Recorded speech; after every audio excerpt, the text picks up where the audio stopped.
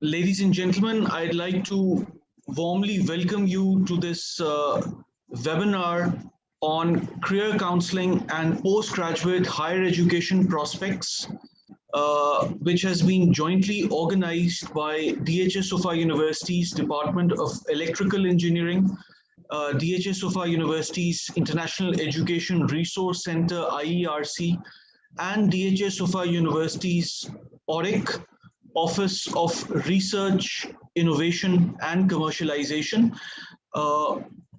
We are very grateful to our speaker for today's webinar, Dr. Ayaz Khan, and we are very grateful to Dr. Ayaz for this wonderful opportunity to talk to students and to guide them about career prospects.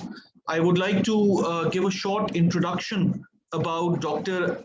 Ayaz Khan before I hand it over to the speaker. Dr. Ayaz Khan is a PhD and a clinical MRI scientist at St. Jude Children's Hospital at Memphis, Tennessee, USA. Dr. Ayaz has widespread experience of mentoring and career counseling, and one of his focus areas has been character building of students and providing them mentorship regarding higher education and research opportunities. So once again, we are very grateful to Dr. Ayaz Khan for having spared his valuable time and for providing us this platform, especially to students, so that they can learn about higher education prospects, about career prospects. So thank you very much, Dr. Ayaz, for joining, and over to you.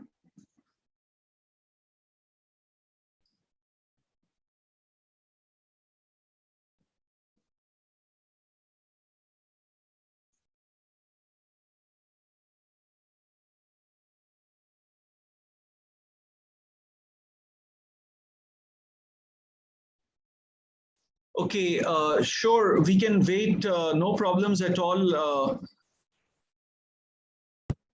right, yes. Thank you. Yeah. Sorry, I could not unmute myself from my end. Today's lecture would be, I'm going to give you just an overview. What would be the main focus of today's webinar? I will give you a very broad spectrum of food of thoughts. So it would be for career counseling, of course, and then higher education and what it takes to really carry on for these two endeavors in your life. Topics are too generic because it's probably going to be a 40 minutes long webinar, and then of course question answers toward the end. So do not expect that you will know every single thing. You will know every single topic, but not the finer details. Okay. Once you know what you would do, of course, the next lectures. Excuse me. Can you guys hear me properly? If yes, let me know. If not, I can be louder if needed. Yes, you are audible, Dr. Ayaz. We can hear you. Okay, perfect. And then, for instance, career counseling by itself is a very big topic. The reason we had to put all these words in these flyers is to catch the attention of every single person, if possible. Of course, we cannot do that. Second thing is, of course, higher education. Higher education has its own detailed topics. So it would be, let me just give you a quick list of things that you would be looking in. Finding the program, the university that you would like to pursue your higher education in, how to select it, what are the requirements, how to prepare a letter of motivation, your cover letter, whatever you call it, CV, interview, like so many topics, and every single topic has its own details, that by itself would be a one lecture. I do have a YouTube video where I usually YouTube channel where I usually put all these videos. If needed, you guys can of course go on there and listen to those lectures where I have. I don't put too many videos, but whatever it's there, something that you can benefit from. So I have not started the lecture yet. I'm just giving you that what your expectation should be from this webinar, and that is food of thoughts. Do you really need higher education? If yes, then definitely start working on in that particular direction. If it's not higher education, it's more of a career counseling, then start, excuse me, apologize. The weather has gotten me already. The second would be, of course, for career counseling. Then you have to start thinking in that perspective and start building your profile, your character, your grooming. You have to start groom yourself in that particular direction. So all these things I will cover. And what my expectation from you would be, at least you should have some food of thought, something to chew on, something to start thinking about from today's lecture. And it will take, let me give you just a very clear picture. If you decide today that higher education is your career path, your academic path for your career, professional career, you will start today. It will take you about an year, 1 year, ek saal, before you get something, before you are somewhere which might be, something sustainable. Why I said 1 year? Because what it takes is not just the decision that I have to do higher education. It's where would you go? Excuse me. What would be the area of interest? How would you select the university? Then, of course, applying for university, preparing everything for it. And eventually, when you prepare everything, the university has to take 4 or 5 months to decide either they're going to give you admission or not. And then things starts onwards, okay? So it's a 1 year, easily 1 year long journey for higher education. Same goes for your career, for your career. If you want to pursue something, you decide today, just understand you have to prepare yourself to achieve that. Number one. Second, in my personal and humble opinion, you should take at least 5-6 months if needed to decide what would you do in your life. Once you decide at any particular career, any particular let's say path, you have to be like sure. When again thing changes, you sometimes make mistake, you make wrong decisions. You can deviate from it, you can change it, you can go different direction, 180 degree, all of the sudden, that's fine.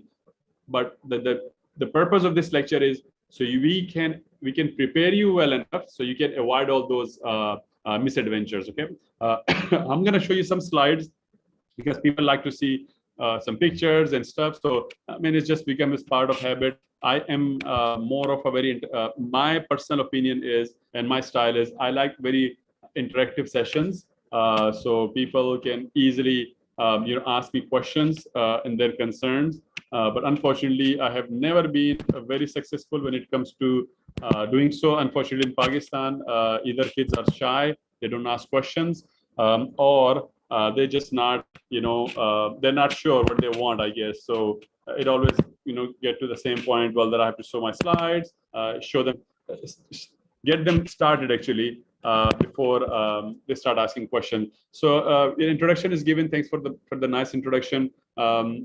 This is of course my title. I'm a clinical MRI scientist. This is an imaging scientist title in very simple words. And I'm also MRI safety expert. So any incident with the MRI, that we try to avoid. And you will see some of the slides. The hospital I work at, it's a cancer hospital for children, but the name is St. Jude Children Research Hospital, because they don't want just cancer. They want to be in a bigger umbrella of research hospital for children. It's in Memphis, Tennessee. The picture that you see in the background, let me see if I can take this thing off. So you can clearly see everything. So the picture you see, oops, it's called brain tractography. So these are tracks of white matter in your brain. So this is a brain picture. This is the front of the brain. This is the top. This is the temporal lobe, which is occipital, sorry, which is the back of your head. This is, of course, then spine that goes down. All these are tracks. Different color shows the way the tracks are oriented. It's left to right, it's red or blue. Front and back is green. And then right and left is red. So, you know, the orientation, of course, shows different color. And as the angle changes, the color changes a little bit. Now, the reason I'm showing this this slide is, or this particular image I put in the background is just to show you, or so you can appreciate how many people, how many different background experts has been involved to generate this one image. Computer science, okay, electrical engineering, electronics engineer background person, physicist, physiologist, radiologist, of course, biomedical engineer, and you name it. Even machine learning would be, we're going to be, people have already started using it. From our end, we're going to be using it as well. And then we have already started. We are already hiring people with the background that have machine learning expertise, so we can take this kind of image processing to the next level. Now, if you imagine, this is just one field, one area in imaging. You can see so many different areas then where you can be an expert, maybe even a researcher. If not a researcher, maybe a programmer. If not a programmer, maybe a highly skilled worker. Okay, maybe somebody who can develop models. Okay? For modeling, you can go from physicist, for mathematician, even electrical engineering background, and again, you name it. Then the next thing comes in, who's going to implement this in software? Of course, then IT comes in, software engineers, computer science people, and then things go on and on and on. What at this stage, at undergrad level, you need to know is you have to build your expertise in the area that you like the most, be it programming, be it, let's say, now, of course, machine learning is a big thing. Maybe even in, signal processing, image processing, okay? And these are not just limited to computer science. Even electrical engineer, electronics engineer people can do it. You need just the basic information and the, playing with signal. With all these things, if another expert comes from different area, they start giving their background, what they do, what kind of people are involved. You will find so many different areas that you can be involved in the future. Okay, so one thing that when I was in undergrad, I started in 1997. I graduated in 2000. 1 year ago almost. One thing that we always asked naively, of course, that why we study so much math, why we study so much this particular topic, and now I know why. Okay, in undergrad, you are exposed to way too many areas of engineering. Okay, so as a biomedical engineer, I studied physics, physiology, computer science, fluid mechanics, math. It was like every single semester we have to learn maths. Okay, and we always wonder why will we use it. Okay, today MRI, the area that I work in. So let me go to the next slide. Oops, come on. All right, here. MRI is all about Fourier transform. If you have studied Fourier transform, okay, that you can change from one to the other domain, from other you can come back. MRI is all about magnetic resonance imaging, is all about Fourier transform. This is how we generate image. This image is not just you take a picture and there's a brain picture in the that you see with the MRI machine. That's not the case. MRI is not real time like ultrasound. You put ultrasound probe and you can see heart is moving, blood is flowing and all that. Unfortunately, MRI does not work this way.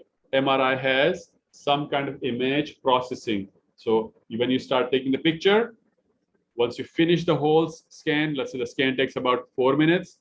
After that, it takes about, let's say 30 seconds, a minute, when the image starts popping up.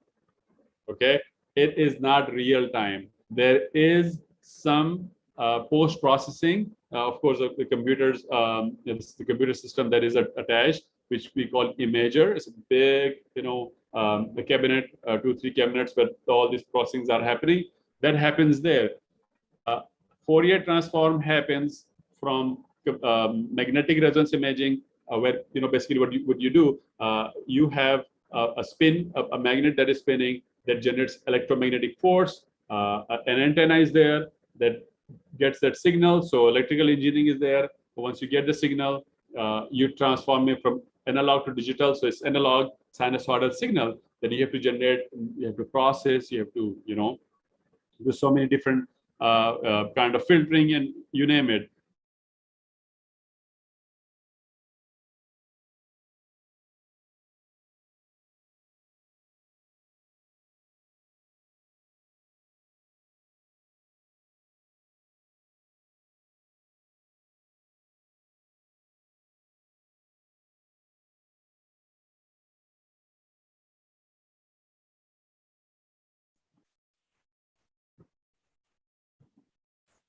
I think, Dr. Ayaz, your video and voice just stopped.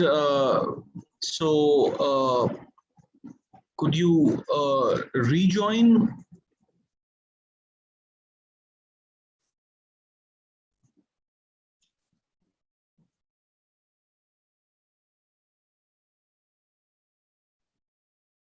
So Dr. Ayaz will be rejoining shortly. There was some connectivity issue and our speaker will be reconnecting shortly.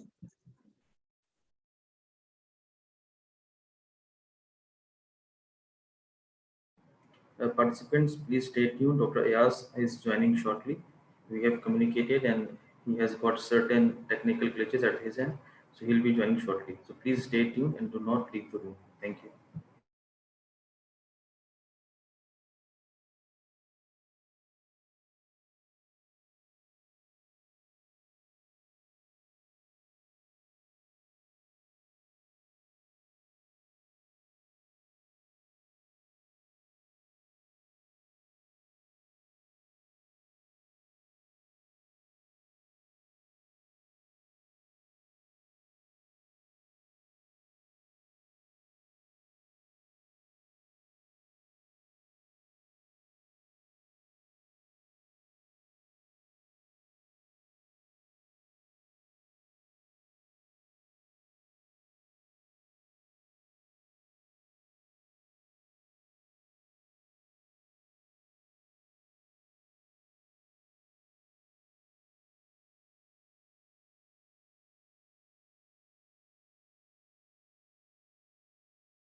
Participant Dr. Ayaz has joined again. So please stay tuned.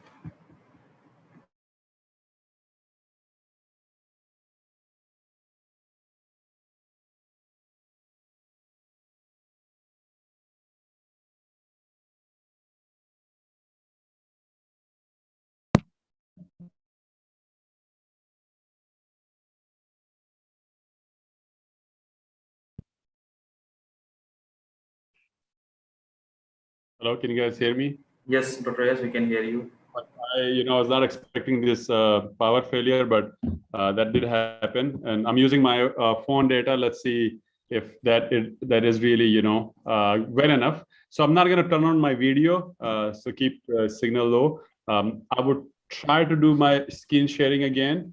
If it's slow, then I may skip that part and just straight go. It will be, of course, unfortunately verbal then. But let's try it, okay? Meanwhile, I request all the participants to please fill the Google Sheet share so that we can have your credentials. Dr. Ayaz, please continue. Thank you. Yes, Dr. Ayaz, we can see the slide deck. Perfect. Okay. So, where I was, of course, was showing you, how the whole this image is generated. Fourier transform, electromagnetic field, analog to digital signal, and then of course the mapping. And I have no involvement there. Trust me, I do not do any such thing. My involvement comes when I play around with the parameters, how to make these images pretty. Okay, so we started. My expertise was neuro, and I can do whole body scan.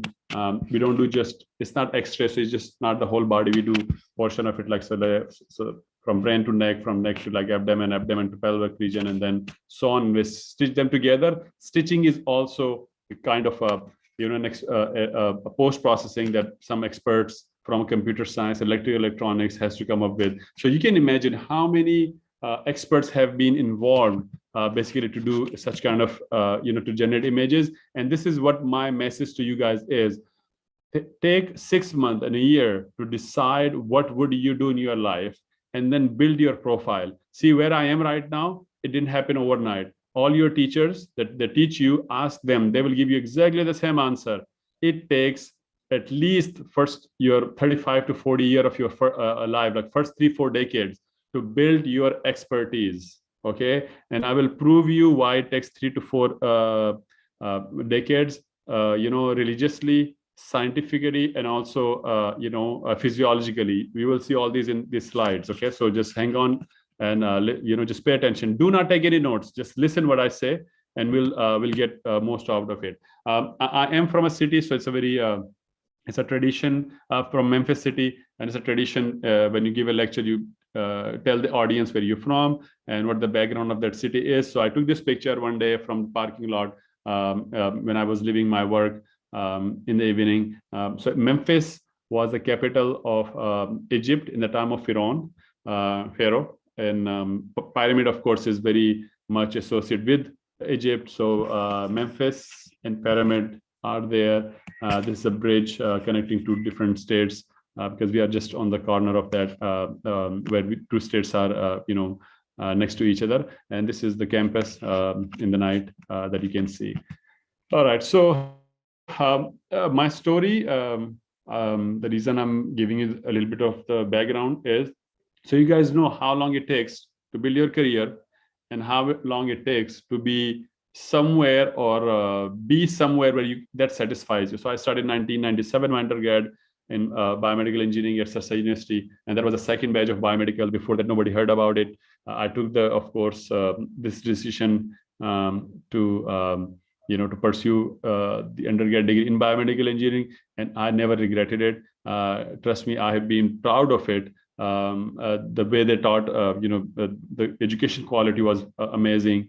I have challenged people in USA with my undergrad degree that, okay, let's, I can pass this exam or I can do this thing, or I already have the education, what it takes, to basically qualify for PhD, for master's, for any research project. That's how confident I was, not because of myself, but I'm saying overall the education system. So whatever you study, and of course I do not know much about these current universities, so I'm not going to be making any decision. But what I'm trying to say is sometimes we do not appreciate what we have in Pakistan or local universities. We try to think that, oh, it might be better in developed countries, but believe me, sometimes we have probably better infrastructure in terms of the way. I'm saying, of course, based on the university and colleges and their reputation, it does matter. But you do get quality education locally. When you go to US or any other country, then you realize, hey, it was not that bad. Okay, I understand. We acknowledge that we may not have that kind of facilities in terms of expertise of the teacher, okay, or the facilities that you can just go and use anytime. But overall, you have a very well-balanced program that you can basically build your career on. So do not fall into that cracks of, the education system is not good here. No, it is good. It is well enough. That's why a lot of doctors and engineers from Pakistan go overseas and they build their career. And there are giants from engineering background, from medicine in Europe, in US, especially in US. I lived in US, of course, I can tell you, all these doctors, they studied in Pakistan, in these medical colleges. When they go there, they are probably best of the best there. So what I'm trying to say is build your career from the scratch, from where you're studying. Do not think that once you go overseas you will study. No, if you don't study here, you will not study there. So make sure that you take the good advantage here. Sometimes you may have much more power of using or utilizing labs in Pakistan than USA. In US, you have 3 great hours. They tell you have 3 hours to utilize this lab. That's it in a whole week. In Pakistan, we were used to go, at least in the university I graduated from, they would open the lab anytime after 5 o'clock when the university is closed, basically. And we never had any problem. You might have the same luxury in Pakistan, in other universities, utilize it. I'm emphasizing on this thing because a lot of student thinks, because I have been doing this thing for the past 20 years or maybe more. And this one question, one complaint that I have from every student is something that I do not agree with. Okay, so sorry for the whole, detail, kind of like a lecture by itself. But I hope that it gives you some kind of glimpse that what you're getting right now is probably, worthy, that you should acknowledge and respect it. Okay, so from when I went to US, I went for MS. And then eventually I got the opportunity to enroll in PhD right away within a semester. And then I finished from 2002 to 2008. Between that time, I did work as a biomedical engineer here in Karachi. And I never, tried to have any kind of like a gap, or I knew what I want. So actually, I just kept going on. In 2000, I graduated and I had a chance to go to Boston at Mass General Hospital, which is affiliated with Harvard Medical School, and I did my first postdoc there. And then after that, see, usually postdoc is postdoctoral. So after PhD, you continue some more training, just like medical doctors, they do residency or house job. This is part of, for PhD route, if you feel like you have to. But if you're smart, you can straight go become a faculty or researcher or whatever you want. I thought I need some more extra skills, so I did that. And believe me or not, by 2010, I thought I need another postdoc, some more expertise in completely diverse, to diversify my skills. So my PhD was iron quantification in brain using MRI in neurodegenerative diseases. My postdoc was even more specific, only stroke, hemorrhagic stroke, and related research. And then I realized that I'm very much narrowed my skills. And then at that time, I took another, a bet. And I went for another postdoc from 2010 to 2013. And this amazing, UT Southwestern in Dallas, Texas. I did my second postdoc. And I think that was one of the best decisions that I made in my life. So if you see from 2002 to 2013, it is almost more than 11 years. I did PhD, and after PhD, I spent 5 years to build my profile. Okay, by 2013, I was 35-year-old before I got my job, the job that I'm doing right now. Okay, at the age of 35. Okay, and that was, I think, within between 30 and 40. So I was lucky that I did be between 40. And of course, I was not smart enough or, genius enough to do it by the age of 30, but something that I feel things went properly. But if I ever had any mentor, like the way I mentor student, if I was mentored by someone, I probably would have done earlier. And surprisingly, if I had any mentor when I was very young, I probably would have never continued to pursue PhD. PhD was never my plan of work. It just happened because it was fully funded. Without thinking, I jumped in, and later on I realized that I'm not a scientist. Now what I do, of course, it's something with science, and PhD is necessary for that. But I'm not a pure researcher. I'm a clinical researcher, or you can say translational researcher. Okay, so I will give you the difference between all these terminology in a bit. All right. Okay, so this is what I do daily basis. This is the image quality. I make sure the image quality is good. For diagnosis, this is spine. Your kamar ki reed ki haddi hai, that's what that is. This is the spine. You see here. This is all tissue where you can see metastases, which are basically tumor, unfortunately. And then this is what we try to see. So not good, good. This is part of my job. Then another thing we do is make sure that the scan is not very long. So this is the acquisition time, 5 minutes. 2.5 minutes, almost half of it. Image quality as good as this one. So this is kind of our, my responsibilities that I do every day. Some more introduction of new technology. You see all these vessels. They are bright after post-contrast imaging, but there is a lot of post-processing. That's where, you see so much different expertise being involved. So there is a somebody raised their hand, and I can stop and answer that question if needed. And the name says G. So whoever that is, please unmute yourself and ask your question.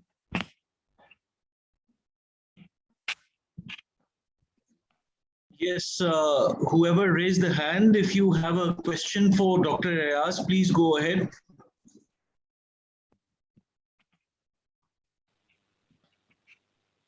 All right. Can I have this data set for machine learning? Just showed me the bone images for researching purpose. You're asking if you're saying if you can have this data for some kind of post-processing. Excuse me, Mr. G, can you please rename yourself so that we can know exactly what is your name, please? Please, Mr. G, rename yourself. Sorry, sir. Can you speak again? Can you please rename your name? Your name is... Sir, my name is Zohaib Ahmed from Mehran University of Engineering and Technology. Yes, please rename yourself on the Zoom meeting.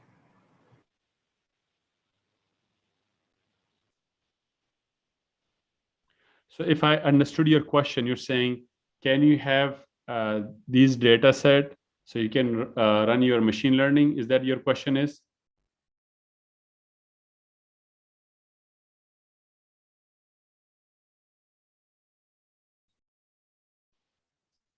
Yes, sir. I want to have these images for machine learning or deep learning. So again, it's I mean, since it's not related with the topic, I will give you very straightforward answer. The answer is no, because this data is human data and it involves a lot of agreement between the two centers. If you need any data, the best option that you have is go online. There's a lot of labs. They offer their data to be downloaded. But if we have to share the data with you, that will go through a lot of different kind of agreements, and that will take about 5-6 months. So that would not be something that would be worthy to wait that long. So the best thing is go online. There is a lot of labs that offer free data set, and you can Google it and you will find plenty of it. Okay. So I'm going to continue my slides. So introduction of new technology, of course, is part of the my responsibilities. And again, like I said, it involved a lot of stuff. So here you can see vessels imaging, and you can see that it involves the post processing that involves so many expertise. Again, from computer science to mathematician to physics to electrical engineering, electronics engineering, fluid mechanics, because this is vessels, fluid flows through it. Understand? And I can go on and on and on. Okay, so even mechanical engineering can be involved in these things. Okay, all right. Safety is part of my responsibilities. Of course, these pictures were downloaded from Google. If you are scanning, King of a Jungle, it has its own safety issues associated with it. The picture you see with the chair, and it's a dummy. It's not a human being. These magnets are 60,000 times stronger than Earth magnetic field. This is 3 Tesla, and our Earth is 0.05. Okay, in Gauss is 0.0005. So that's how strong these magnetic fields are, and it can attract pretty strong any metal to itself, and that will be dangerous. All right, these slides I did on purpose. A lot of times students think if they just study, they'll be successful. The answer is no. You should have balance in your personal and professional life. Do not study 10 hours a day.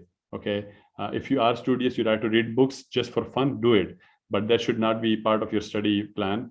Have some kind of breaks, any kind of thing that excites you, anything that keeps you motivated to do any other, do your job best. So let me put it this way. I work from 9 to 5. I have kids, I have families. I'm part of Boy Scout. I do, my responsibilities there, and I'm basically an instructor. So you see, I'm probably on 60 feet high pole right now, trying to, help people pass through this thing. I learned this thing. Now I understand you may not have these kind of activities in Pakistan, and I don't expect that you should do exactly what I do. What I'm trying to say is do any kind of activity, social work, be anything that keeps you motivated and that keeps you, refresh your mind. So if you like something, do that. Don't do anything that just because I'm doing it, your teacher is doing it, your friend is doing it. If you are good at social work, do that. If you are good at physical activities, do that. If you want to go to gym, do that. If you want to be a biker, cyclist, whatever, guitarist, do something that keeps you sane, not and helps you not go insane. Okay. This one slide, when I came in 2018, it was the only slide I probably had in my whole lecture, and I went to Larkana. I give a lecture to like 500-600 kids from metric to undergrad. They were all preparing for CSS. Of course, everybody was motivated in the library, huge library full of students. And I did throughout the Pakistan, this one lecture. And my only thing, excuse me, my only message to them was know yourself. What it means is if you know who you are, if you know your capabilities, it's easy to make your plan, either professional or personal or academic.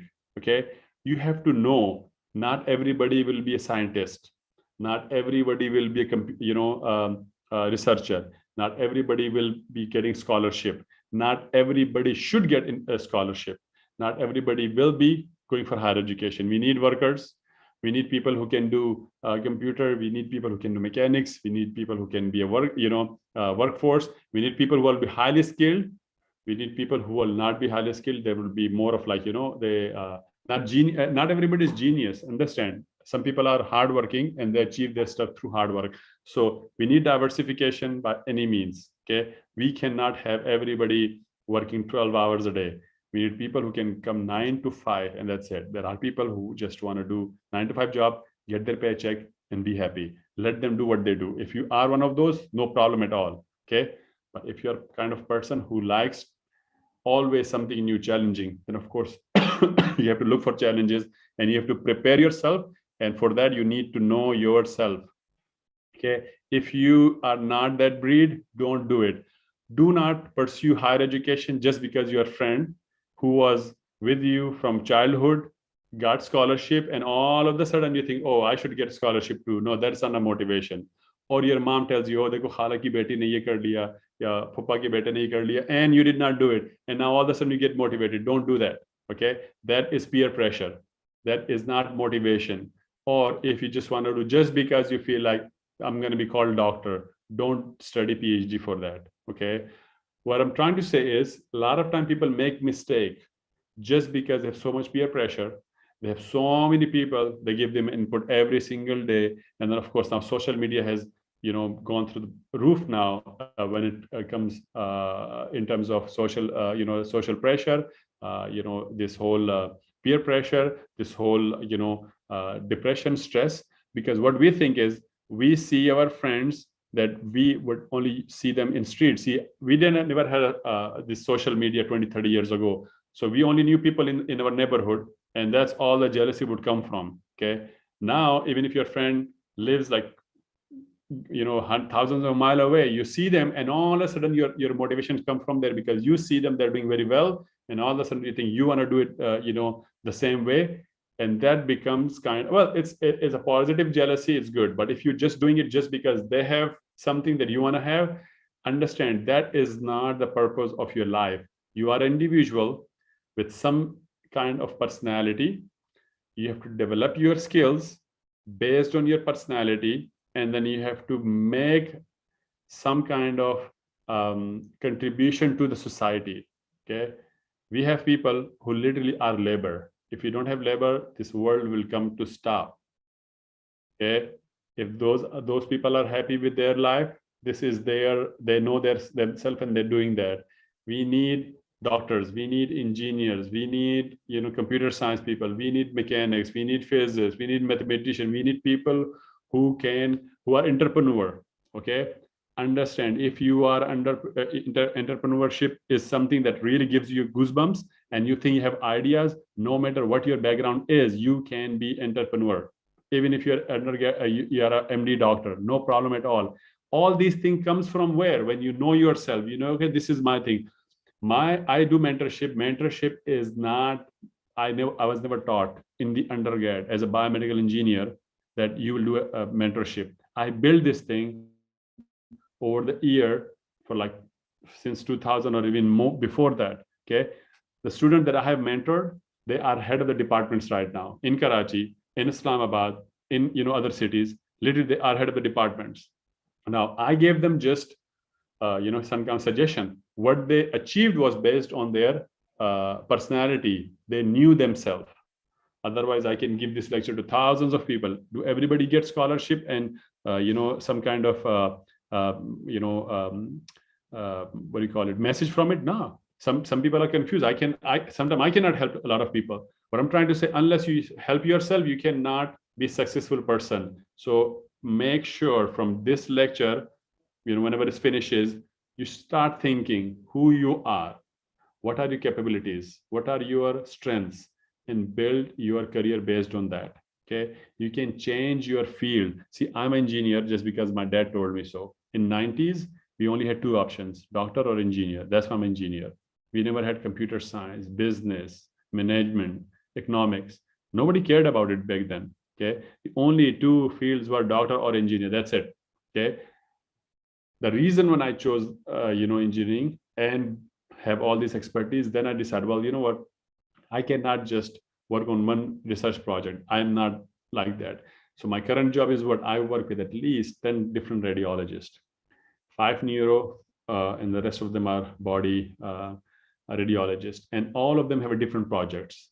I like when I have different projects. This is who I am. That's why I know myself. Okay, that's why I try to be successful. The same way you have to do it your own. Okay, now sometimes it takes some period of time before you get to what you want to do in your life, but this is how it works. Okay, so let me jump through some of slides and I will show you what exactly I mean. By the way, so I have these different slides. I'm even though I'm not a big fan, I don't like watch movies all the time. Some of my friends, they do, and they tell me all these stories. So this is one of the movie that you probably have, most of you I'm sure have watched it, Next, where Nicolas Cage can tell you what's happening in the next 15 seconds, and then he comes back and change the course of the history. You wish if you could do that. Well, you would not be able to do that. Okay, so life is not something that you can come back and change, but definitely you can make different decisions, take different route. For instance, you did engineering and all of a sudden you came to the realization that, hey, this is not your area of interest. Rather, you would be you're a good manager. And I have several students, but this one I remember him. He came to me 4 or 5 years ago and he said, I am good at management, but I am not good at engineering, and I have an undergrad degree and my current job is all about management.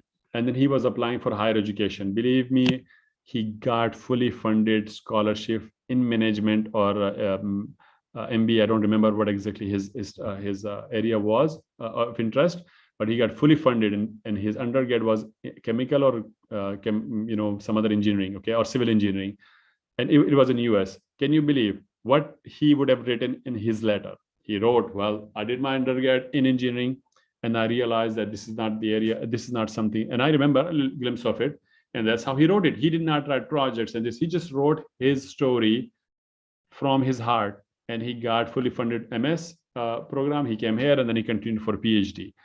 Look, whatever degree you study, think about it all the time. Is this something you want to do for the rest of life? If not, what would you do? And this is something you have to constantly think, even if it takes you months, no problem at all. Okay, do not rush.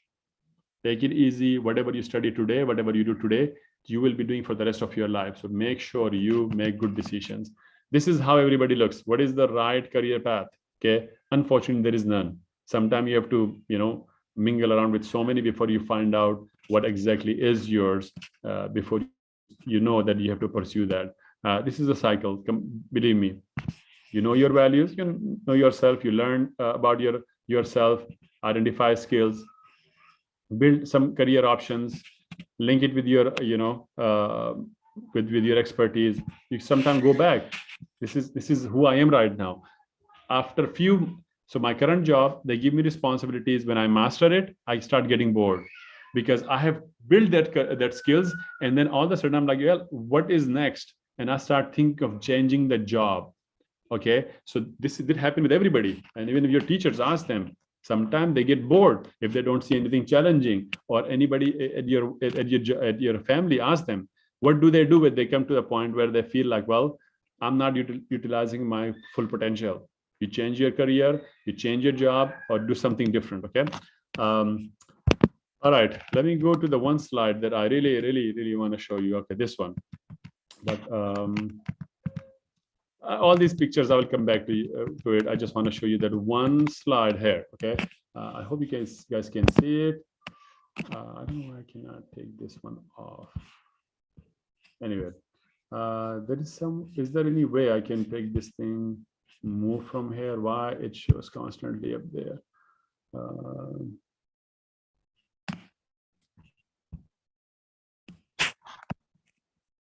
Anyway, I wish I could show you because I really need to show you this top graph part of it, and I do not know how to do that, how to get rid of this. Okay, anyway, so let's just go quickly over this slide. This is where you are right now. Okay, from school to work, basically from university or whatever you're studying right now to the work. If you see 40 is where you see mid-career. This is where you establish yourself. Okay, exploration sometime comes here, or maybe sometime here. There is no hard and fast rule. It's just, you know, some picture I downloaded from online. This is where you get your maturity and experience, and that's how you change your career. Right about 40-ish, that's where you start who you are. That's where you are the strongest. Okay, and this is, I can compare it with what is my research, total brain volume. Unfortunately, you guys cannot see. Let me see if I can move this thing. Oh yeah, I can move it. Perfect. So if you see this picture, at age 20, your brain tissue is not as much as at the age of 30 and then even 40. So you are constantly developing brain tissue, meaning you are getting mature and experienced. So see, this is really showing what this graph is. This is unintentional. I downloaded this just to, you know, Google it and, you know, found out this slide, and I thought I should show. And all of a sudden I remember this research, and I'm like, hey, I can compare it. Definitely compare it, which you can see here. By the age 40, you see you are at the top of your top, personally, professionally, physically, and academically. Okay, if you see here 40, now I can bring you another example, and that is if you see your religion. Okay, from Adam till Prophet Muhammad, peace be upon him. Not every single, I should not say that. Most of the prophets were given prophecy at the age of 40. Okay, till that age, Allah, he did what he did. He trained them. So the first 40 years were their training, and then they were given the responsibility of spreading the religion. Same thing here. If you look, the first 40 years, first 4 decades of your life is all about developing yourself. I am 42-year-old. I'm going to turn 43. I'm not bragging about it. This is the prime of my career. Okay. At this stage, if I go out right now, I can find easily any other job. I can switch job because I am at the prime of my career. When I get to 50, of course, then, you know, that's where everything starts going down. By any means, not exactly about 50 or 40. Again, this is just a graph I prepared. You see this block diagrams and stuff. It doesn't work this way. It's not like exactly at 40, things will change overnight. It doesn't happen this way.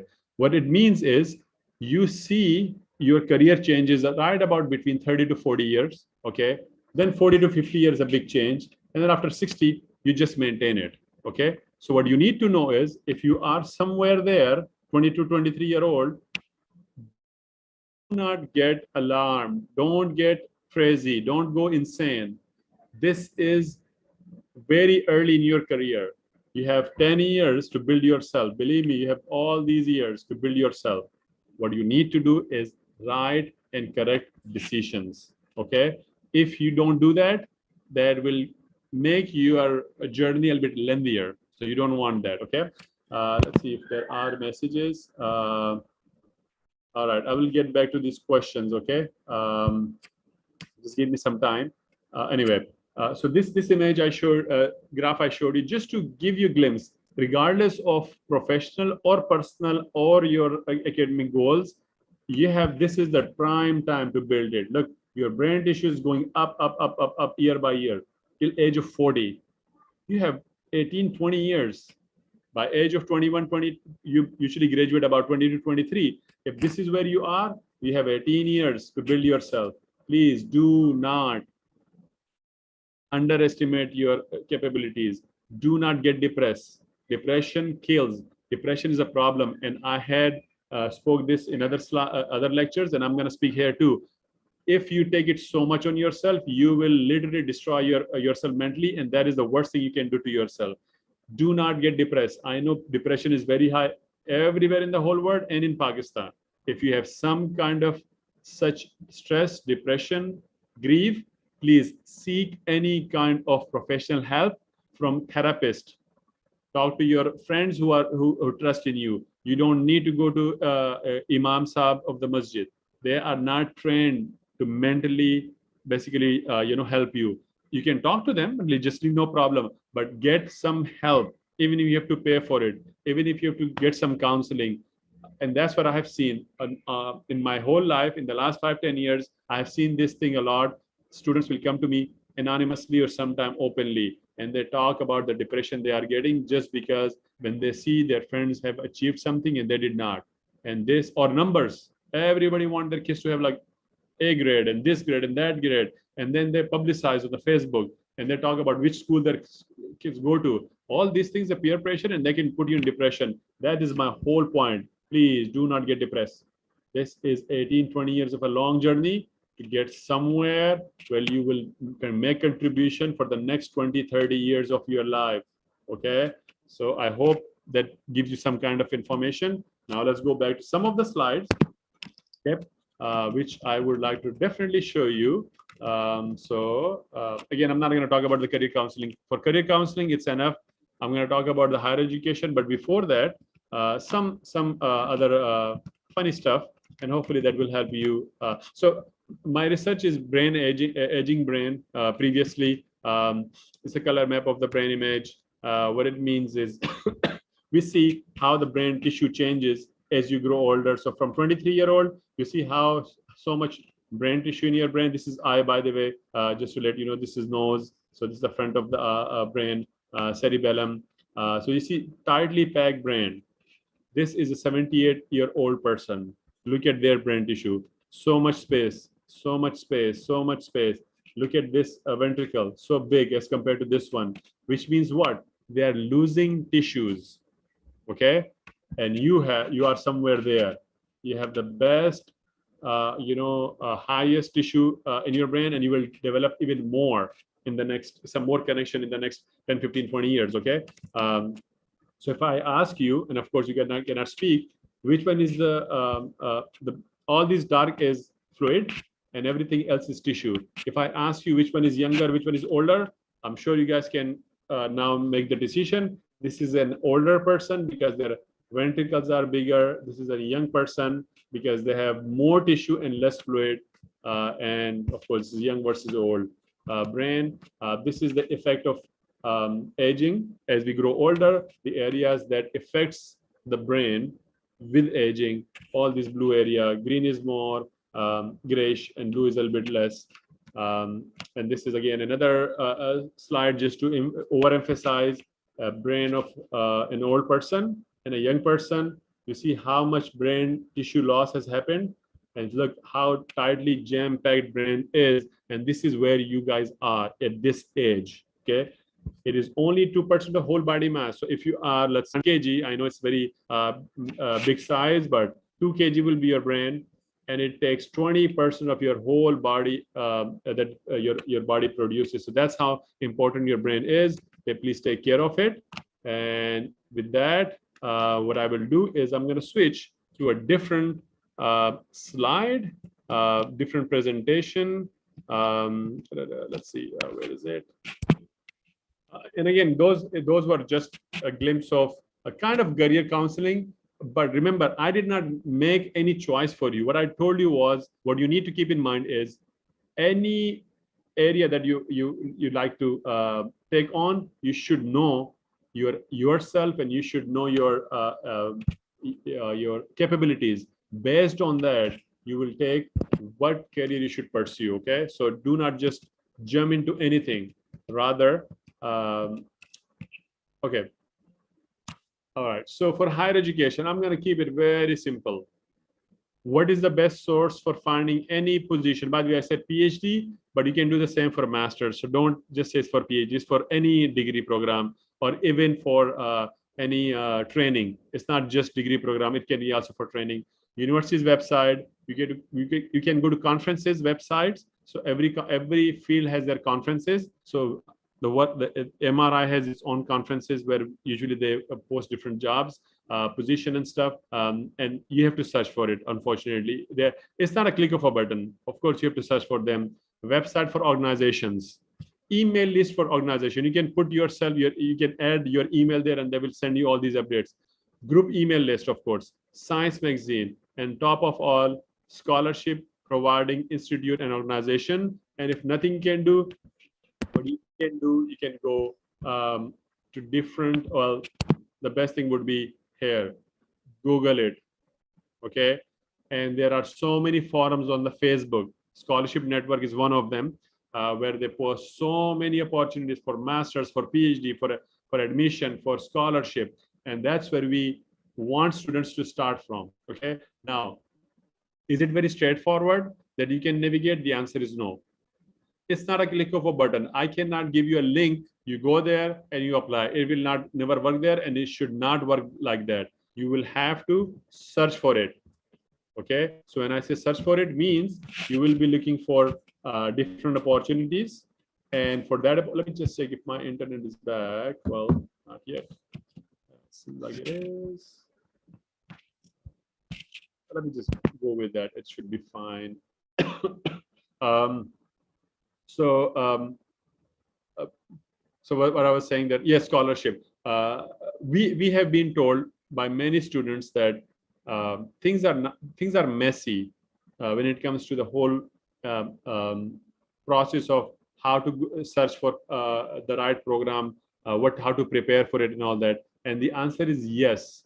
It is a mess. It's like a spaghettis. It is so much twisted and turned that it is hard to navigate. But this is my humble opinion. Most of you would not like it, but I like to keep it this way. Any student which is serious will go through the whole process. They will learn, they will come out of it, and they will be successful. If we make it straightforward, easy, anybody will like to apply, and they would not even feel what it takes to apply for this higher education, for scholarship, for admission. And that is not what we want. We want students to really suffer through the whole process, so they can respect what they will achieve in the long terms. Okay, few of the do and don'ts. These are, of course, few things that I have written, and you can even read my you can basically read this in your in my videos that I have posted. But what I am gonna quickly go over, and then I'm gonna open the whole session for question answer, is look, people do not even know how to write an email. Believe me, I get emails every day. People inquire about different things, or they will ask me questions, or they will ask me to review their documents. And it is unfortunate the way they write emails. You know how they write email? They will send a document and they do not even write anything in the email. Words of words, they do not even write the subject of the email. And they send me a document. which they think they have written as a statement of purpose or cover letter or motivation letter. Okay, and it's a piece of junk. Okay, how do I know? If a person do not know how to write an email 5 lines, how can he or she write in a letter? My response to them is, if you do not have 5 minutes to write me email properly, why should I read your document? You know what they respond? Oh, गलती से हो गया था. Oh, it was from phone. Oh, sorry, वो मुझे email लिखनी नहीं आती. I was taught how to write a letter in primary school, 5th या 4th grade में, कि वो आप प्रिंसिपल को ईमेल लिख रहे हैं, सॉरी एक लेटर लिख रहे हैं छुट्टी के लिए कि you want to be off or you want to leave early. That is, if you transform that into email, it is an email. Okay, so if you have an undergrad degree and you do not know how to write an email, my suggestion to you is go back to primary school, study primary school, middle school, secondary school, go to college again, and then study undergrad. Because if you do not have ethics, you have nothing. Your undergrad degree or master's degree or PhD degree will not give you anything if you do not have ethics. And that was my third point. So career counseling, higher education, and the third is grooming. This is grooming. If you do not know how to talk to the people, if you do not know how to use internet to learn new things, basically you have destroyed your life and you have wasted your life till now. If somebody say, I do not know how to write an email, Google it, YouTube video, 5 minutes it will take you, okay? And use your brain. That's what I said. If you do not use it, you lose it. And that was the brain tissue I was showing you. People lose their brain tissue and they become cognitively declined if they do not use their brain, okay? Keep it healthy, use it. That is the main purpose of this lecture. If you just follow the herd, एक होता है ना कि भेड़ चाल, वो कर रहा है, वो कर रही है, मैं भी करूंगी, you will never get anywhere. If you want to stand out in the crowd, be unique, use your brain, come up with something creative, something different than others. Okay, आपकी email should not be copy paste from someone. Your letter should not be copy paste of someone. Anything that you write should be creativity of your brain. And let me give you an example. Like the best example I can give you is 5-year-old lecture, 2016 I gave. Look, even there I said, know yourself. This is 2016. I remember this lecture. I gave you in University of Central Punjab. Know your strength. Use your strength to overcome shortcoming. Better plan. You know, these things you have to know yourself, and you are different human being. Please do not think the other person did it this way, I will do exactly the same. So I was going to give you the example of when you write cover letter or statement of purpose or personal statement, whatever you call it, what happens is you read somebody else's letter and you start copying it. Bad idea. Okay, आपकी कहानी आपकी ज़बानी. If you write your own story on your own, that will be genuine, creative, and unique. Another example I can give you, if you watch a movie based on some novels, okay, and then read a book, you will always be stuck in that movie. Every time you read about that a particular character, you will think, for instance, Lord of the Rings, Gandalf, you would say, oh, this bearded white guy. He may not be exactly what you would imagine if you read the book first and then watch the movie.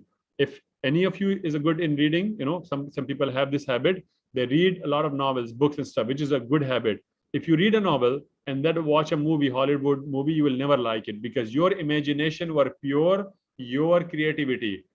Okay, if you watch a movie, you're like, hey, boring. This is not what I expected. But if you watch the movie, then read a book, you will always be stuck. So वो आपको कूजे में बंद कर देते हैं. Same way here. If you try to follow others because they got scholarship, they are successful, do not follow me just because I did all these things. And by the way, the definition of my success is different than yours. What is success? Success is something that satisfies you. Okay, my satisfaction comes from mentorship and I do it free of cost. I do not charge anyone.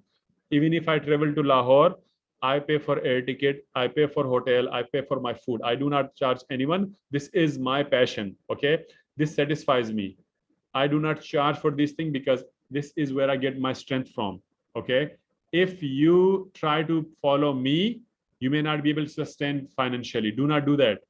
Okay. If you feel like you should charge for it, please charge for it. This is your time, your energy, your your efforts. You should pay for. You should get paid for it. I don't do it because I'm doing well, so I have never wanted to. But it's purely my decision. I can still make more money. Okay. So same thing goes for any other person. If you want to do something in your life, please do not follow other people. Don't try to become Sataridi because you think, oh, he did it, I will do it. No, he did it because he had the guts. He knew himself. He went through a lot of hardship. Go through hardship, become someone, and then benefit the society, but not overnight. Please take your time. Groom yourself. So three messages you have to take from home today. Know yourself. Okay. That is the most important thing for anything you want to do. You groom yourself, regardless of if you want to do studies, job, entrepreneurship, anything. You need to be someone who grooms himself or herself, and they know how to talk to people. Third thing is then, of course, if you want to develop yourself a career, do proper planning. What would you like to do? If you are in a last semester of your undergrad, what is next when you graduate in December?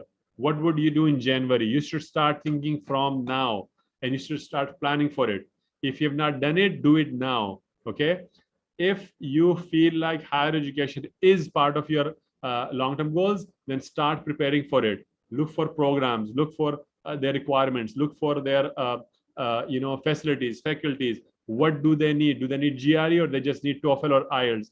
Do they need some kind of research experiences or they just need someone with undergrad degree? Look, undergrad degrees are not designed to make you scientists. So please do not think if you do not have any research experience, you should not have any experience in undergrad. This is not part of your program. But yes, if you have done some good work in your projects, in your last semester project, that is more than enough for as a research experience. Okay, but you have done more, that is a plus. But again, do not just pursue research just because you did a good project in final year project. This is not a motivation or good planning.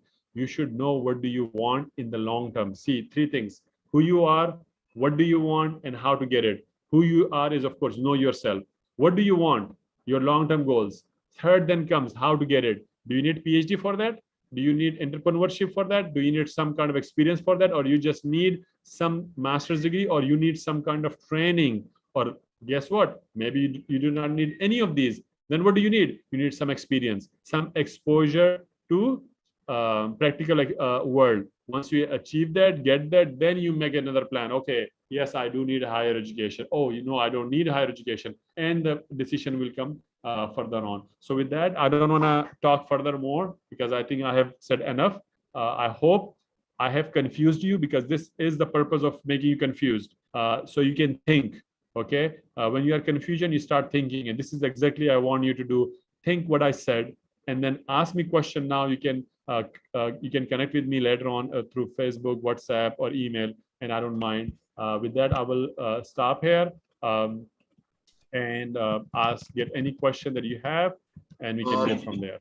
Thank you very much, Dr. Ayaz Khan, for a very engaging session and for a very informative talk.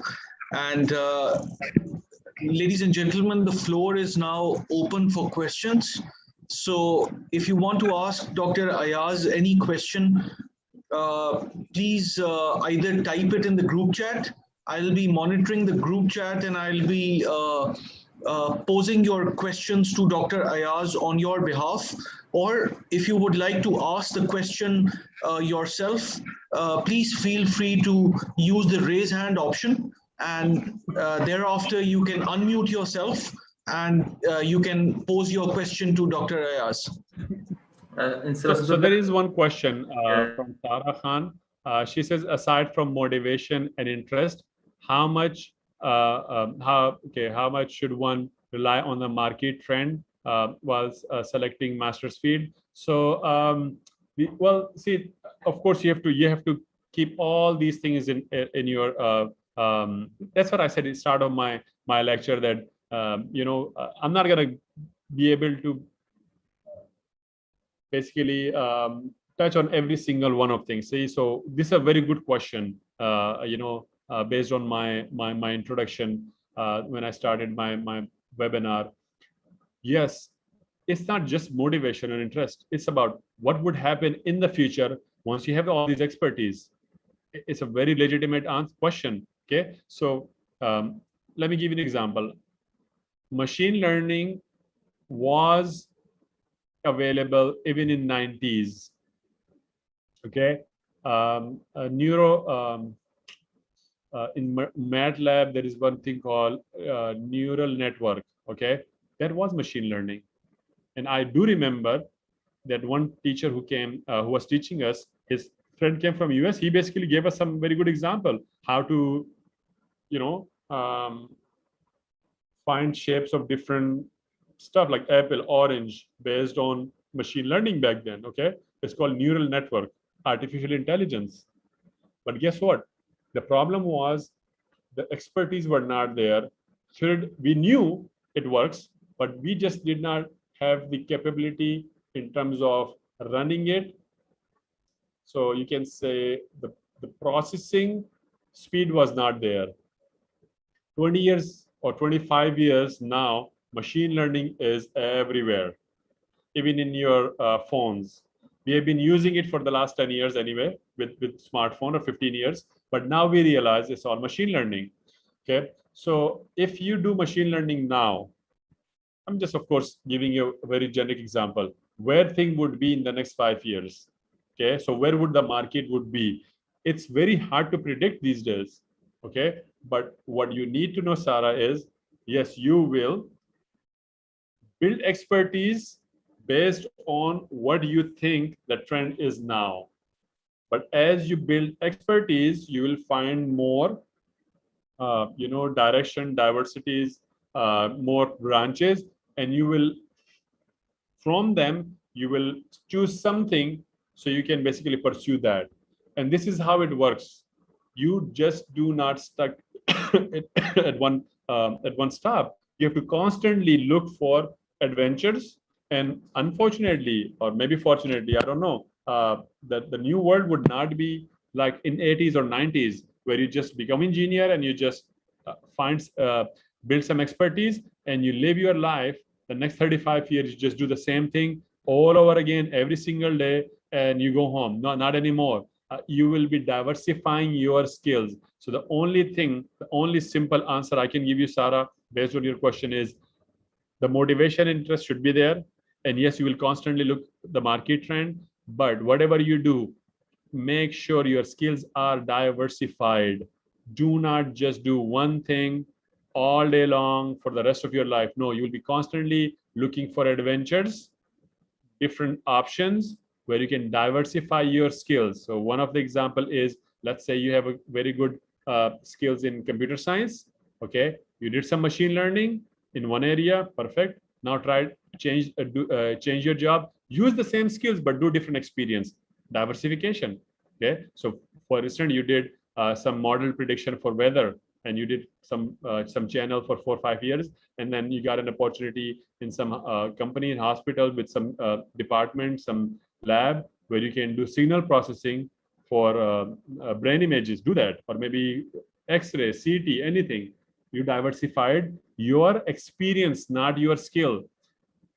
4 or 5 years there, and all of a sudden you say, you know what, I did enough. Now I want to build something different, and then you're going to build some more expertise based on your skills, not experience. So understand, it's both experience and your skills. Constantly diversify them and learn more. Okay, machine learning will be so essential for everyone in the next 5-10 years. Just like we know how to use Excel sheet, Microsoft Word, everybody should know this is not a skill anymore. It's a necessity. In the next 10 years, believe me, machine learning would be necessity, not a skill. So we have to constantly diversify our skills and experiences. I hope that answered your question. And yes, you will have to keep the market trend in your side, whatever you do in your life, regardless of your background. Okay, sir, how an undergrad student overhaul him or herself who is committed to learn but Okay. not getting better environment whereas he or she is connected, concerned institute, either bond. See, unfortunately, you cannot get everything you wish for, no matter where you live. It's not just about US. In Pakistan, US, the same thing can goes. Sometimes you don't get the environment. See, politics. Unfortunately, sometimes you don't get people who are friendly enough to work with. People who can sometimes demean you, you know, put you down, give you hard time. You have to unfortunately learn how to live with these people, because same people you will find in USA, in England, in Europe. So you cannot run away from that. That is one thing I just wanted to touch base. But overall, what you need to do is environment you cannot change or you cannot build. It's such a very early age or career. What you need to do is whatever is available to you, learn it, regardless of the quality, regardless of the facility and faculty. Because if you don't learn it, you will be a loser. Because that is the only option you have at that time. What you need to learn is the experiences of life. See, always remember, अकल जो है ना वो बादाम खाने से नहीं आती, धोखे खाने से आती है, ठीक है? और वो धोखे आपको कैसे पड़ते हैं? This is how it happens in your life. Okay, you will see what you will learn in such environment is what, how to deal with people, number one, and the best of all, you will learn how to make the best use of the minimal amount of expertise or minimal amount of facilities. अगर आप एक ऐसी जगह पे काम कर रहे हैं जहां पर फैसिलिटीज नहीं है and you can make the best out of it, believe me, you will go to some place where they have so much and you will even do more. इस बात का इंतजार ना करें कि आपको कोई अच्छी अपॉर्चुनिटी मिलेगी and then you will become successful. No, don't wait for the better opportunity. whatever you have in your hand, make the most out of it. Okay, so I know it is very difficult for you at this early age to comprehend, but try to make the most out of it, whatever you have right now, or whatever you can put your hands on. Don't let it go. Keep learning it, and you will learn the lessons of your life professionally, personally, and in many other ways. And just keep doing it what you have right now. That is the best answer I can give you. I know your answer is generic, so I have to give you a generic answer. But if you ever talk to me in person, then of course you can give me details, and I may give you a better suggestion based on those. Okay. Any other questions? Respected participants, please fill the Google form shared so that I have your credentials, and please ask another relevant questions. Thank you. So, respected participants, if you have any further questions for Dr. Ayaz Khan, please either type your question in the group chat or please raise your hand.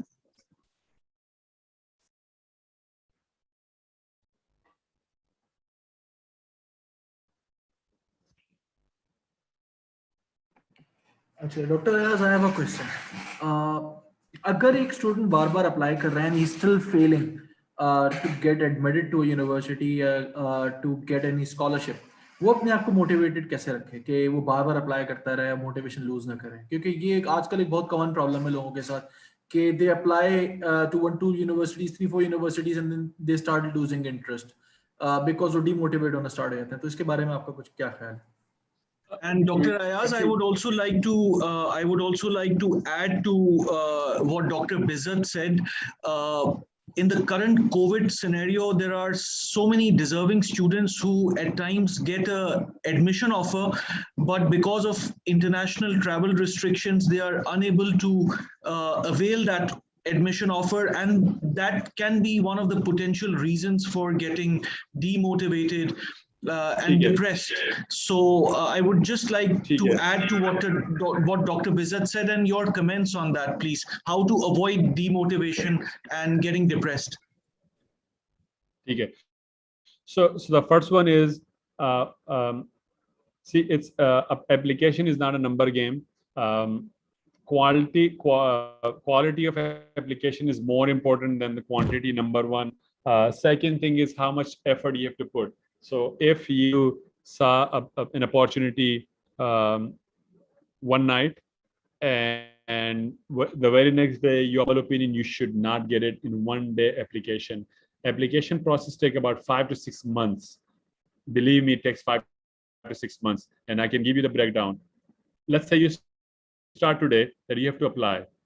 You will spend at least 2-3 months just to find a good program that fits your needs, and your long-term goal can be achieved, but it can be a stepping stone to achieve your long-term goals. Okay, it will take 2 to 3 months, because you're not going to just look for one program. You're going to be searching it, reading it, checking their admission requirement, looking and reading their course outline, their courses, the content of the course. Then what kind of faculties they have, faculty, not facilities, faculty, what kind of research or expertise they have. Then you go for facilities. It takes about a week sometime to just read about one university, okay? On average, of course, when you have the list, then you can do one university a day, but it will take you 2-3 hours or sometimes a couple of hours just to read about one university if you have that much time. Because if you're working and applying, you don't have that much time. And then of course your family and personal life and all that.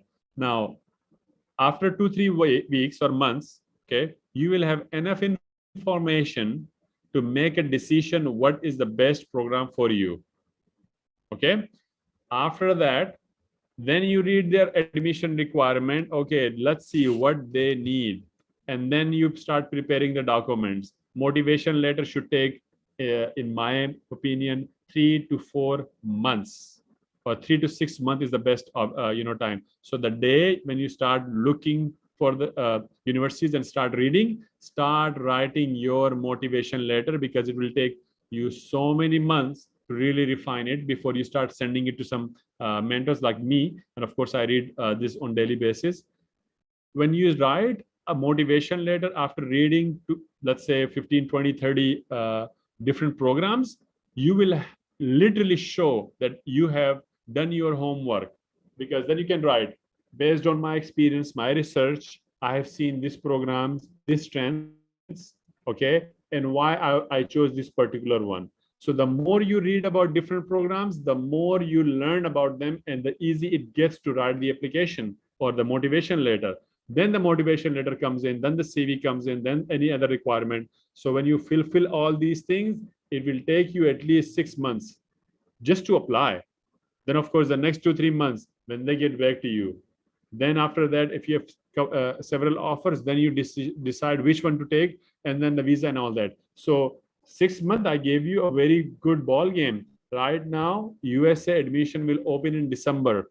So if you are applying USA, you have 3 to 4 months to prepare GRE, TOEFL, look for different programs, what university you will apply, what are their requirements, your reference letters, your CV, your cover letter. It is a lot of work for 4 or 5 months, a lot of work, believe me. You should spend at least 2-3 weeks, months, just to search for program. Simultaneously do other stuff as well, of course. Okay, that's where I think most of the student fails. Okay, that is one reason. Now, sometimes you apply. I have students who applied 3 years consecutive, and then they got it. This is called commitment. If you think, and most of the students, unfortunately, some of them are psychologists. They say, oh, I applied so many programs, I did not get it. Well, I have never read in my life, or there is no Quran or Sunnah. If you apply 20, you will definitely get one. There is no such thing. You can apply 1,000 and you will never get one. You can apply just one and you can get it. Okay, this is not a number game.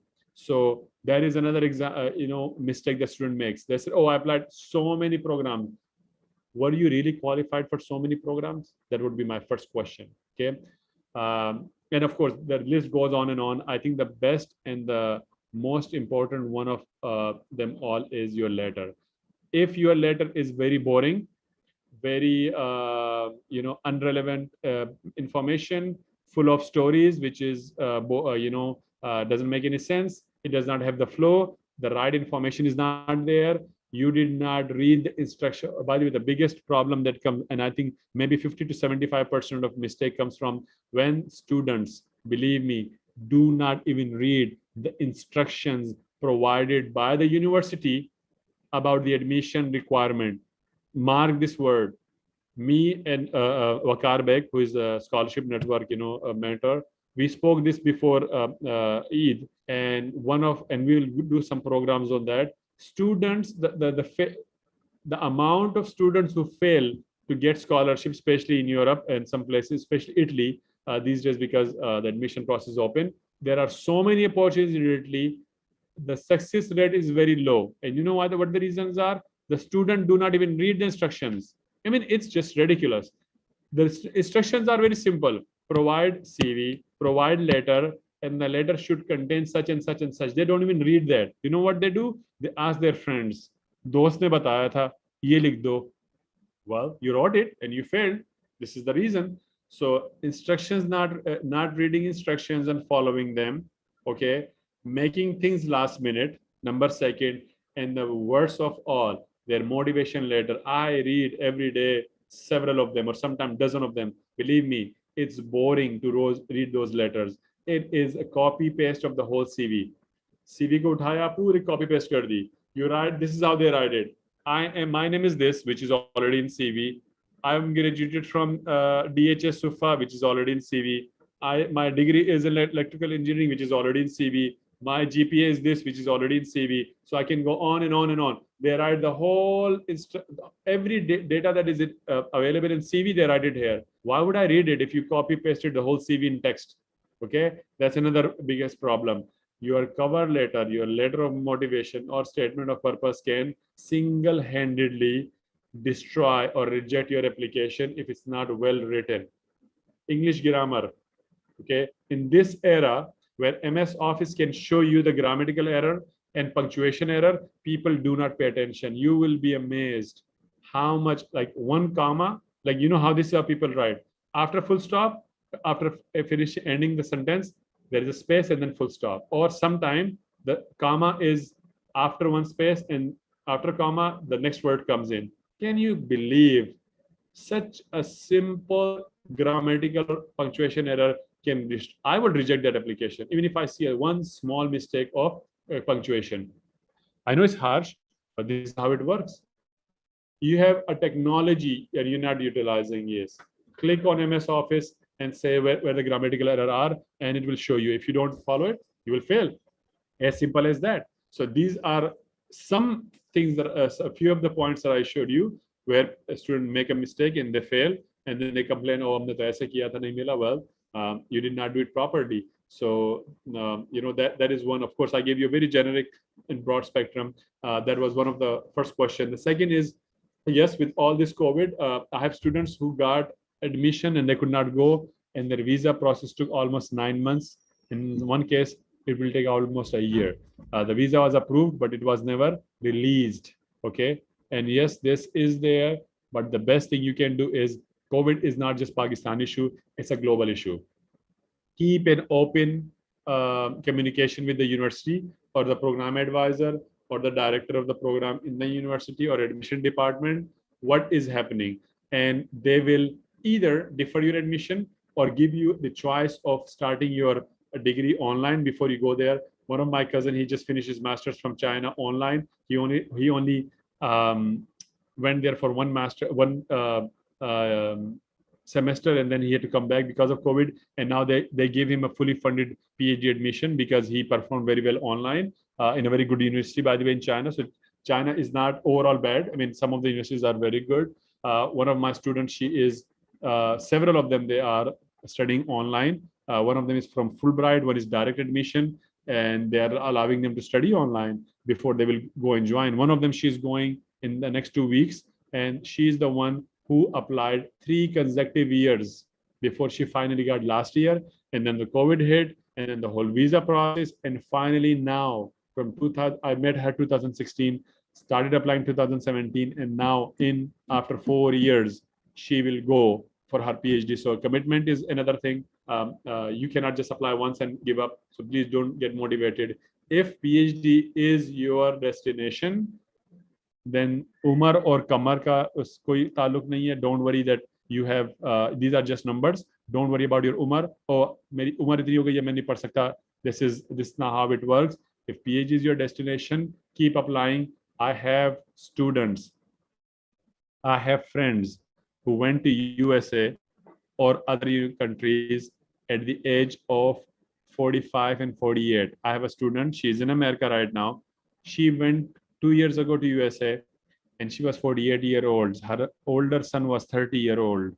So she told me her son and she was used to go to university together. I was doing masters and he was doing undergrad. This is called commitment. She will finish her degree in early 50s for PhD, okay? So if you think you have some life, look at her life. And I have another friend who finished when he had 6 kids and he went to USA for PhD and he finished it, okay? So motivation, if you are demotivated after one time applying, I suspect you never had a motivation, okay? It's a long process. Some people get it easily, for some it's hurdles, and this is exactly how it works. But those hurdles are coming from, the world, it's coming from you.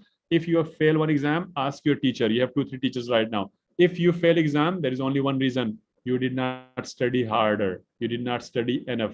If you failed in scholarship, you did not prepare very well. Simple answer with the whole this long story I gave you. If you are failing in the scholarship, try harder next time. Do not get motivated.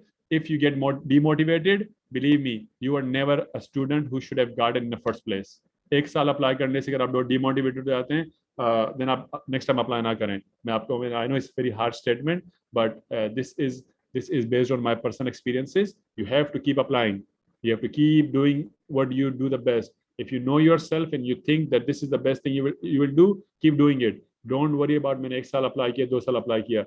I have another student, and I have hundreds of stories I can give you. One of my students, he told me once that he is 32 or 35-year-old.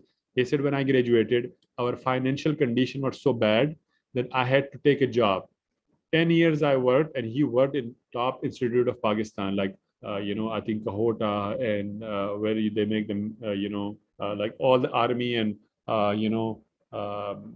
this top research institute. He worked there. So, you can say he was a smart guy. He said, 10 years I worked so I can establish my brothers. Now every one of them are working in financially doing well. My job before I started applying. Can you see that is called some, strong personality. He quit his job. He started applying, and guess what? COVID happened. So he doesn't have a job. He doesn't have any offers, and now he's stuck in the middle of nowhere. So he cannot go back to job, and he cannot go anywhere to start. But guess what? He was so motivated. He says, I have read I have watched all your videos, and literally he did, because every time I give him something, oh yeah, मुझे मालूम है, मैंने notes लिए हैं. This is called commitment. Like a guy with kids and family, he watched all my videos, and then he called me and he's like, ये मेरी confusion है, ये मेरी चीज़ है, and this is my plan of work. I talked to him last year March. Since then I did not talk to him, and I'm sure he's somewhere pursuing his PhD. This is what you call commitment. This is what you call strong personality. This is what you call motivation. Okay, just because you applied once and you're giving up, please don't do that. Don't give up. Keep applying. All right. So there is a question from Sarah. How to find the research program going on in a university and contact the relevant professor to accept a student in a master's degree. Of course, email online. So the way it works is, I have YouTube videos. You can watch those, how to search for it, how to apply, how to write an email. The way you do it is, and you can also watch a YouTube video where I have said it how to search for universities and how to finalize a university.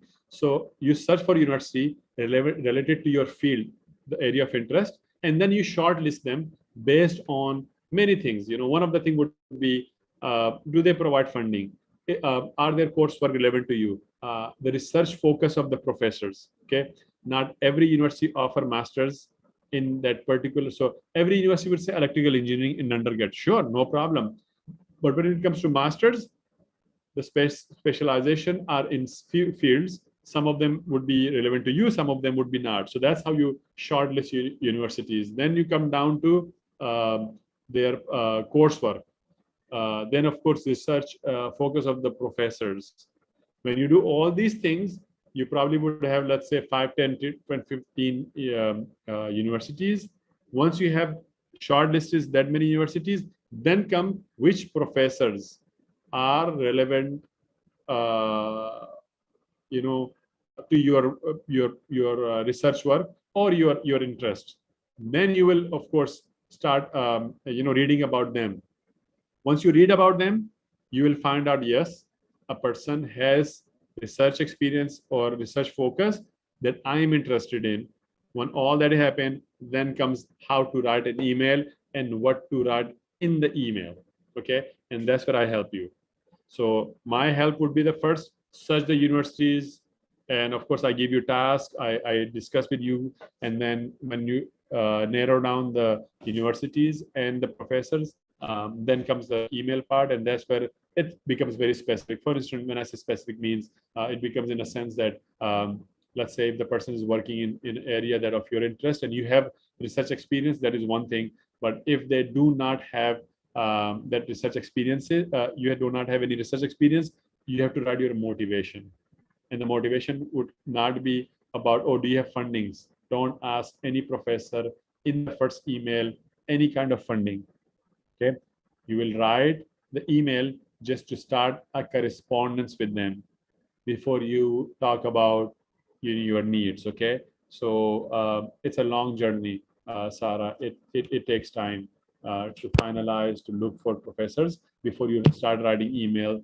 And when you write an email, it should take you at least a week to write one email to any professor. You know why? Because you're going to be reading about their research focus, research interest, their current students. You may even contact them if needed. Their research papers. You will not understand the research papers, but you should read them. Try to understand their focus. Then you will write an email. So imagine if you do all these things, it will take you at least a week just to read about that one professor. It does not include the short listing that you have done in the last few months. Okay, and since you have read so much and you have done about so many programs, writing that email will be very easy then. Not a long story. You're gonna just write, what have you done? What are your long-term goals? What are your skill set? And what do you plan to do? And how you can be beneficial, depending on what the course of that program is. Sometimes you just said, I'm motivated, I'm looking to get admission in the institute where you are teaching, and I just want to touch base. If there is any opportunity, if I get admitted, I may work with you. So you might say, hey, you know what? Yes, once you are here, get touch base with me, and we'll go from there. That is a positive, sign. Now that does not mean anything. Then they will not give you, any position, but it means at least you have some correspondence. Sometimes they ask you, hey, you have done some work. Yes, send me your work. You send the CV, and in the CV it is written. If they ask for CV, if not, you can send them, let's say, your final year project, but not the whole project. Something which you have done and it was creative idea. Something like that. So this is how you start. See, your first email is correspondence just to get their attention. And then comes the documents. Do not send the documents. Please do not send CV, cover letter, your research proposal, all of a sudden to the professor. You know what happens? It goes to spam right away, because these days malware is so much that even I cannot open my personal email at my work anymore. I cannot open. I have to wait till I get home. And if you send me any document in my professional email, it will be, of course, blocked by the firewall if it's attachment. And if you zip it, definitely it goes to spam. So the same goes for any professor. Do not, once the career starts, then you can attach because it's already open. The channel is open now. Okay, so I hope that that answers the question. Again, all these things are generic answers. The specific would be once you talk to me, you give me all the details, and I can give you specific answers to your questions. Any other questions? Are there any more questions for Dr. Ayaz Khan?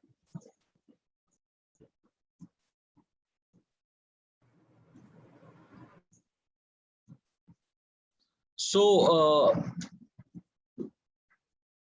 yes, there's a question from Usman. He says, where could we find your videos? I think Dr. Ayaz has mentioned they are on YouTube.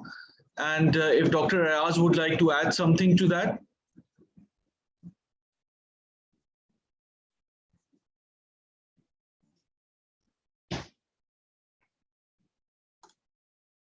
I guess Dr. Ayaz has disconnected. Yes, I think Dr. Ayaz just got disconnected. Maybe he's going to join again. So Usman, you can find Dr. Ayaz's videos on YouTube.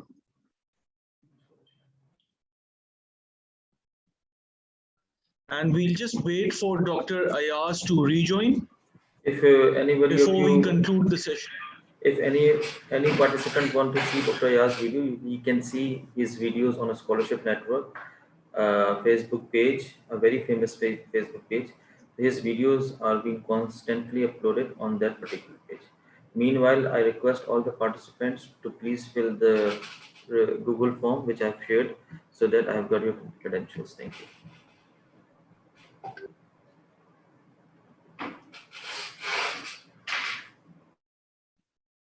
Sajidullah, please conclude the session. I guess Dr. Ayaz has answered all the queries. Okay, has Dr. Ayaz reconnected?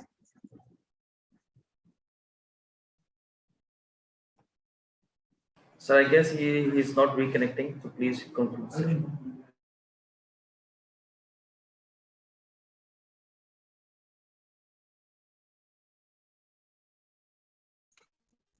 Will he be reconnecting for some concluding remarks?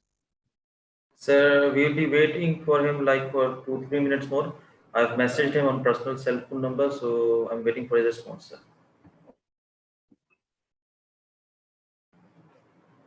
There's certain power I'll just wait for. There's a power failure at his end, so I guess I'll just wait for Dr. Ayaz to before we thank him for the session and before we give the concluding remarks. Yes, sir, definitely. Thank you.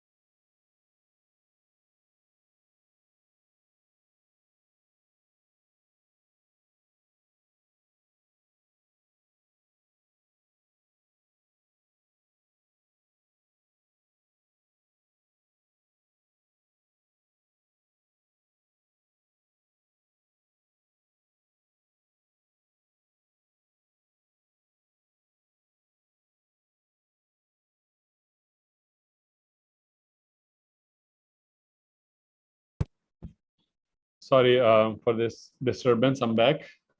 No problems. Dr. Ayaz, thank you very much on behalf of DHS Ufa University's senior management, the Department of Electrical Engineering, and on behalf of all the students of DHS Ufa University. especially the ones who were part of this session. We would like to thank you for your time and for a very informative and engaging session, I must say.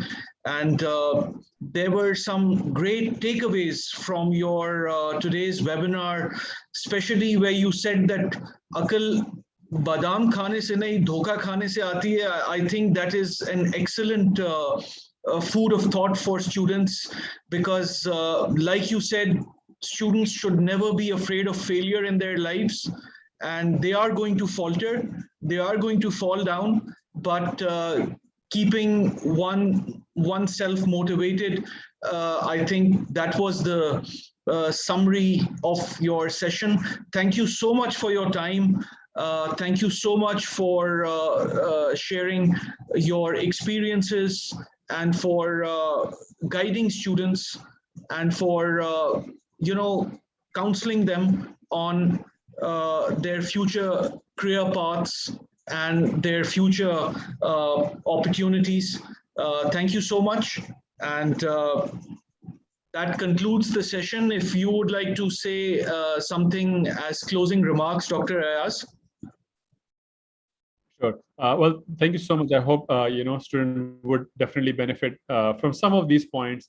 And like I said, see, always remember, one solution does not fit all. So if you learned something from it, perfect. If you did not, always remember there would be other people who would speak. Listen to them. Get one take-home message from any lecture, webinar, and just contemplate, think that why this person said it. I have my experiences. Everything I said is my personal experiences, and of course, I cannot benefit every single person. Sometimes you might find some of these information very generic. Sometimes you find it very attractive, and this is how it works. You will hear other people, and then you see where the overlap is, and you will see most of these experts, most of the mentors, when they speak, there's a big chunk of overlap. You take the overlap, and the rest is all your personal experiences. I was glad that I spoke with you guys. Hope you guys can get something out of it, and definitely, I would expect that you guys should grow and glow in your personal and professional life. That this is exactly me as a mentor and all these your teacher they would want, because this is your success is our success, and this is something that gives us immense pleasure when you get to your final destination or goals in your professional life, and then become of course the source of motivation for others. So wish you all the luck. Thank you, Dr. Ayaz, for the complete sessions. All the participants, if you want to see the recording of this webinar, you can please subscribe to our YouTube channel, the Bali YouTube channel, which I've shared in previous chat. And also please like our official Facebook page. With all our proceedings, we will be having more webinars and more seminars if allowed on campus. Thank you.